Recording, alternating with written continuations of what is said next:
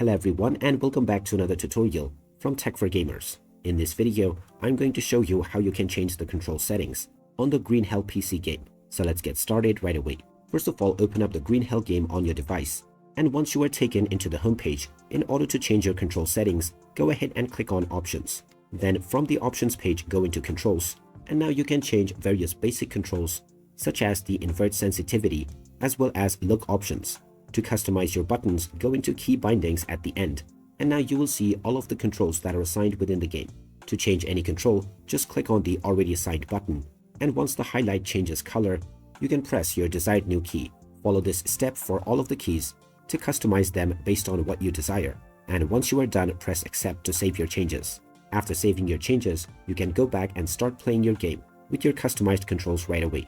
And if at any point you wish to once again change it back, you can go back into Controls, and from the Key Bindings menu, you can choose to have the default key setup or customize to your desire once again. So there you have it. That is how easy it is to customize your control settings on the Green Hell PC game. If you find this video helpful, don't forget to hit that like button and subscribe to our channel for more useful tips and tutorials. Thanks for watching, and I will see you again in the next video.